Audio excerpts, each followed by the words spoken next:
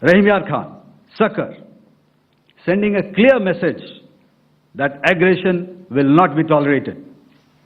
This was followed by strikes at Sargodha, Bholari, Jacobabad.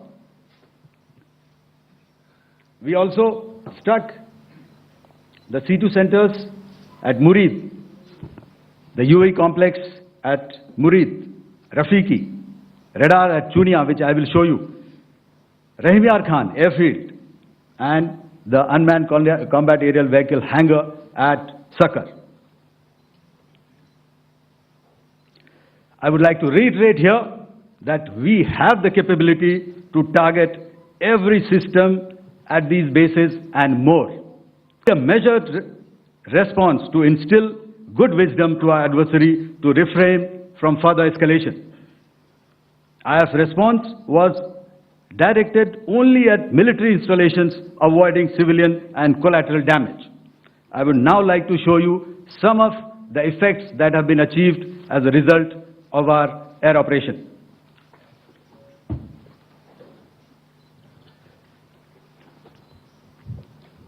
Here is the Pasrur air defense system, if you could see. Zoomed up view, this is the radar mounted on a high tower. And after the strike,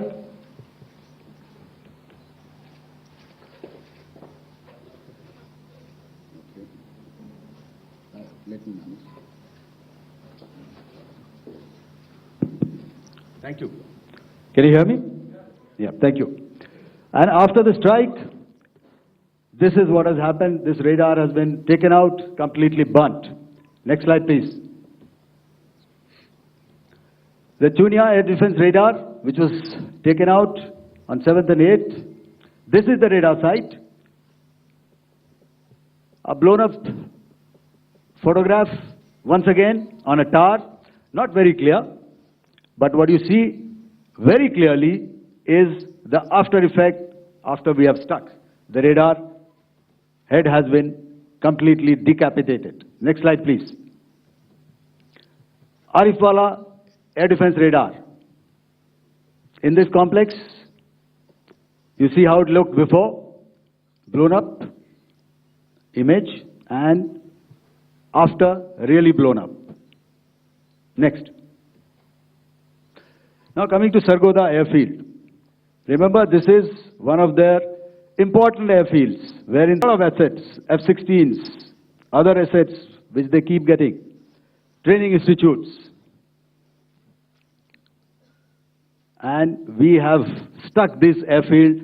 It is not, if you zoom in here, then one impact point here on the runway and second impact point of our weapon, precision weapon on the runway. And if you see this blown up repairing going on, same here. Next. Rahim Khan. This is the area we have struck. A deep strike out here and one complex here. So this is how it looked before, and same, you see a big crater, another crater here, and this complex, after strike, neutralized. Next. Chaklala airfield, Noor Khan, once again a major air base, a lot of their logistic assets out here. This was the chosen complex that we intended to strike and convey a message. Next slide, please. This is how it looked before, and this is how it looked after our strike. Next. Sakar. We chose the radar site at Sakar. This is the radar site, and after it was struck, this is the aftermath, completely burnt out. Next, please. Aircraft shelter. This is how it looked before the strike, and this is how it looked after the strike. The roof of the buildings completely caved in and burnt. Next.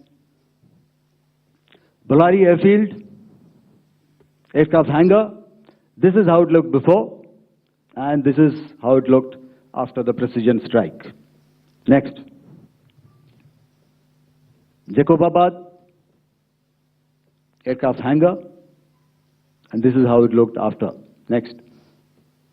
So what I'm trying to convey here, ladies and gentlemen, is to start with, our fight was neither with the Pakistani military nor with anybody else who's there on the other side.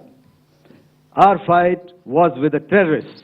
We neutralized the terrorists that we selected to be neutralized, and thereafter we only maintained the air defense posture. However, we were relentlessly pounded by waves after waves, night after night, by his UCAVs, by his drones, and by his other unmanned aerial systems. And that left us with no choice but to retaliate, and yet our retaliation was calibrated, it was graduated, and it was proportionate. Thank you.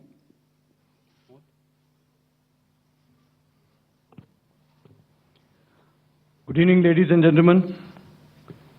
In the aftermath of the cowardly attacks on innocent tourists at Pahalgam in Jammu and Kashmir by Pakistani-sponsored terrorists on 22nd April, the Indian Navy's Carrier Battle Group, surface forces, submarines and aviation assets were immediately deployed at sea with full combat readiness in concert with the joint operation plan of the Indian Defence Forces.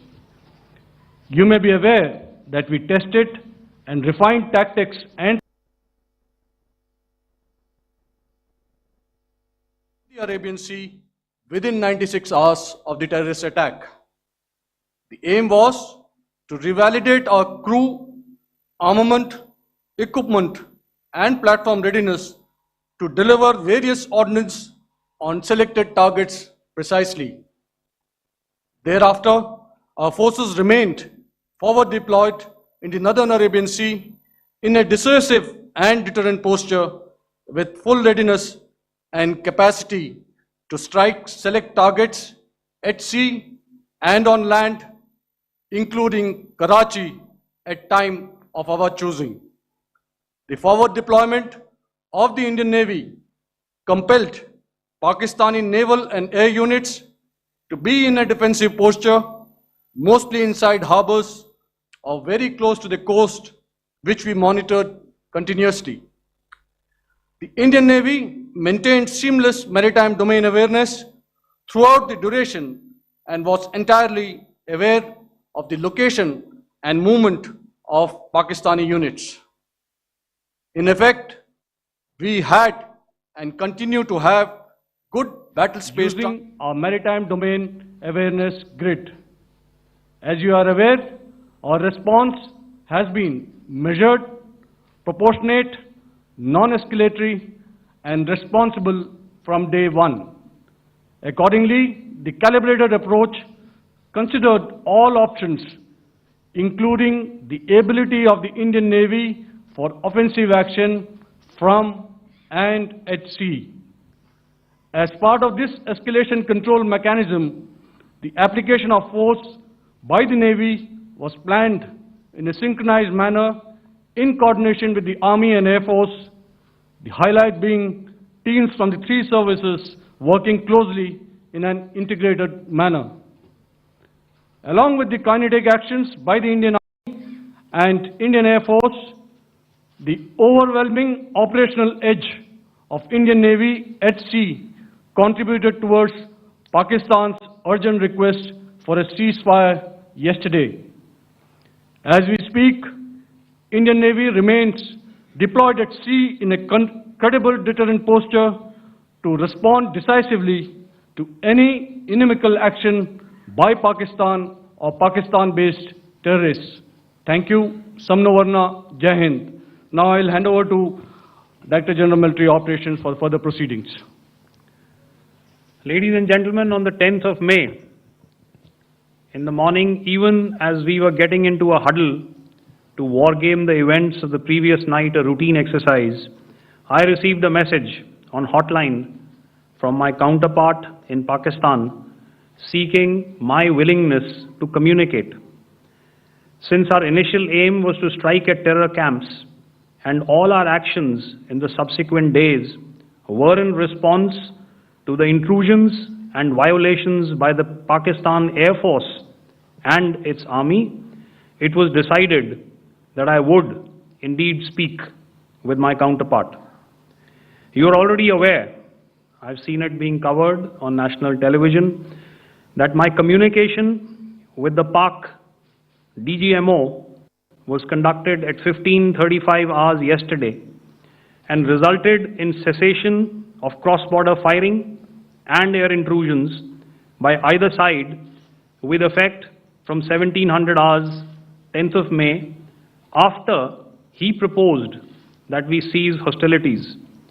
We also decided to further speak on the 12th of May, that's tomorrow, at 1200 hours, to discuss the modalities that would enable the longevity of this understanding. However, disappointingly, and must I add, expectedly, it took only a couple of hours for the Pakistan Army to violate these arrangements by cross-border and across the line of control firing, followed by drone intrusions across the expanse of the Western Front through last night and in the early hours of the morning today. These violations were responded to robustly and dealt with as they must be. We have earlier today sent another hotline message to my counterpart highlighting these violations of the understanding between the DGMOs on the 10th of May and our firm and clear intent to respond to these fiercely and punitively, if repeated tonight, subsequently, or later. In this regard, I must inform all of you that the Chief of Army Staff has earlier today conducted a security review and has granted full authority to our Army commanders for counter-actions in the kinetic domain in case of any violation by Pakistan. In the end, I pay my solemn homage to my 5 fallen colleagues and brothers from the armed forces and civilians who have tragically lost their lives in Operation Sindoor. Our hearts go out to the bereaved families, and we express our solidarity to them in this lifetime and beyond, at this grave juncture in their lives. Their sacrifices shall always be remembered and spoken of in glowing terms by a grateful nation. We have thus far, ladies and gentlemen, exercised, and my colleague Pramod highlighted this, immense restraint, and our actions have been focused, measured, and non-escalatory. However, any threat to the sovereignty, territorial integrity, and safety of our citizens will be met with decisive force. Jai Hind. Okay, ladies and gentlemen, we are now open for questions. All right, now since I would not know all of you, I would expect you to please raise the placard or your hand, and once I indicate, I expect you to please give out your name and the media group that you belong to. Keep your questions short so that we can take as many questions as possible. Also, ladies and gentlemen, kindly bear in mind that confidential aspects may not be answered by the 3 DGMOs. Right. I've got a lot of hands there. Let me start from the left. Left foot always in front when we start marching. So here we have to the left, okay. Yeah, 238. Hello. So this is Manas Pratimhuyan from PTI, Press Trust of India. So the understanding that was reached yesterday on stopping the military operations and actions, was it for just 3 days? And what would be the cost escalation if there is violation of this understanding by the Pakistani side? And my subsequent question would be that we have a kind of ceasefire agreement with Pakistan that was finalized in 2003. So will there be some kind of similarities in frameworks between the two kind of understandings, 2003 ceasefire agreement and the current understanding on stopping military operations? And again, what are the cost that will be incurring on Pakistan if Pakistan again resorts to this kind of terrorist activities, because we have made it very clear that the cost will be very high. So I would like to have your thoughts on it. Okay, so I'll answer the latter part of the question first. I also want to add that while the initial ceasefire agreement, as you correctly pointed out, is of the 2003 vintage, but I must remind you that in 2021, in the month of February, and this was then when the crisis in eastern Ladakh was also on, the two DGMOs had spoken and arrived at a ceasefire understanding that lasted right up until this unfortunate attack at Pahalgam. Once our Foreign Secretary had announced the decisions of the CCS in the immediate wake of that attack, he had announced certain measures, and then of course Pakistan had in turn made its own announcements. Since then, there have been certain violations of this ceasefire understanding, and of course after the 7th of May, like I pointed out during my statement, that there have been numerous violations on the line of control especially, and of course along the international boundary by the Pakistan Army and the Pakistan Air Force. This understanding that we spoke about yesterday, no, it was not for 3 days. It was first to stop aggressive and hostile activities immediately, let that order and direction settle down for about 36 hours, and thereafter discuss modalities, like I said, to ensure its longevity. That is tomorrow, on the 12th of May. But unfortunately, we had a violation starting at approximately 1900 hours last night. And we've sent a communique, like I said, to the Pakistan Military Operations Directorate. And we will await as to what happens tonight. All right. The cost escalation, I'll leave it to your best imagination. I've already said that the response will be fierce and punitive. Now, the right foot forward. Yeah.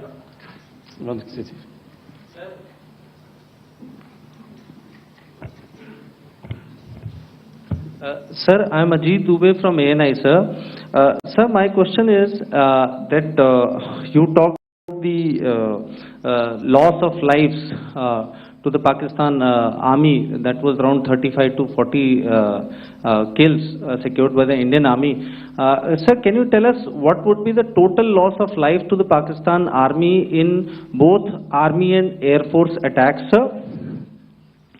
And how good was the performance of the BrahMos, Scalp and the S-400 during the operations? And sir, since we have just one line, no multiple questions, please. Sir. All right. And since sir, we have achieved such a spectacular, we have made good achievements in this entire operation, can we say that we have emerged victorious, or we have a big upper hand over the Pakistanis in this entire conflict? Thank you very much, sir. So I'll answer the question about the loss of lives on the other side. Of course, there are various means to ascertain that number. There is information from various agencies that come in. There are, of course, on the line of control, other ways to find out as to what has been the effect of what you are doing there in ceasefire violations. So therefore, I mentioned 35 to 40 on the line of control, and please remember that once Operation Sindoor was launched, the responses of the Pakistan Army were also on Indian Army or the Indian Armed Forces infrastructure. Let me put it that way. So that's why I did not cover casualties of the Pakistan Army, at least in the initial phases of battle, because those were not our targets. Our targets were terror-oriented, and of course later, once they launched air intrusions and air operations on our infrastructure, we've used heavier weapons, and of course there would have been casualties, but those are still being assessed. The effects of the weapons that you mentioned, I will request Air Marshal Bharti to apprise all of you about those. Good evening, Mr. Sujit. How are you? Ajit. Okay, we're meeting after some time. I never mentioned about any of the weapons that we used. Check. Okay. What I was saying, that I never mentioned of any of the weapons, the caliber that we used. All right. So we'll leave it at that. Those are matters of operational details which I would not like to go into. But suffice to say that whatever methods and whatever means we have chosen, it had the desired effects on the enemy targets. How many casualties? How many injuries? Well, to start with, our aim was not to inflict casualties, but in case there have been, it is for them to count. Our job is to hit the target, not to count the body bags. And the last part of your question, I wonder if you read out the tweet on ADG-PI at midnight once we'd done what we had to in Operation Sindoor. And that's credit to my friend here on the left. Justice has been served, Ajit. That is all that I will say. Ajit, I'll request you to, refrain putting words into his mouth. All right. Yeah, I'll come back to the left.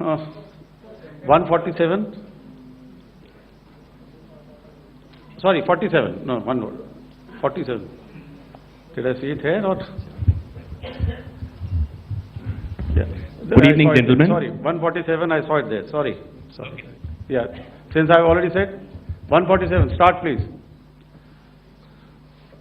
Hi sir, good evening. This is Shivam Patel from Reuters News Agency. Thank you for